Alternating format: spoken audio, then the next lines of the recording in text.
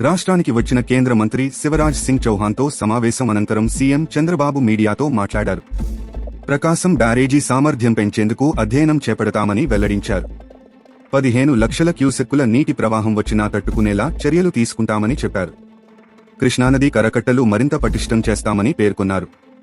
11.90 లక్షల క్యూసెక్కుల సామర్థ్యంతో ప్రకాశం బ్యారేజీని ఒక 100 ఏళ్ల కిందట డిజైన్ చేశారని, అయితే ఇటీవల కురిసిన వర్షాలకు 11.43 లక్షల క్యూసెక్కుల నీరు వచ్చిందని వివరించారు.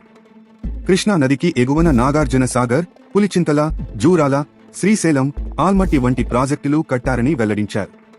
ప్రస్తుతం వాతావరణంలో విపరీతమైన మార్పులు వచ్చాయని, క్లౌడ్ బరస్ట్ వంటి పరిణామాలు చోటు చేసుకుంటున్నాయని, కొద్ది సమయంలోనే విపరీతమైన వర్షపాతం నమోదవుతోందని చంద్రబాబు పేర్కొన్నారు. విజయవాడ ప్రాంతంలో 2 రోజుల్లోనే 40 సెంటీమీటర్ల వర్షం కురిసిందని తెలిపారు.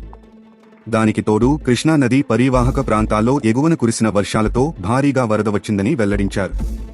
మరోవైపు 10,000 క్యూసెక్కుల నీటి ప్రవాహం కోసం డిజైన్ చేసిన బుడమేరులో 35,000 క్యూసెక్కుల నీరు వచ్చిందని చంద్రబాబు తెలిపారు.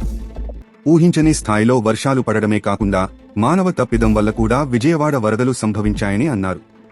2019లో బుడమేరు కోసం 5 పనులు కేటాయిస్తే వాటిని రద్దు చేశారని, 3 గంటలు పడితే వాటిని పూడ్చలేకపోయారని ఆరోపించారు. ఇప్పటికే ఒక టెక్నికల్ టీం వచ్చిందని, పరిశీలన చేపడుతోందని వివరించారు.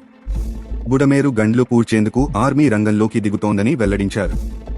గండ్లు పూడ్చే పనుల్లో ఆర్మీ రేపటి నుంచే పాల్గొంటుందని తెలిపారు.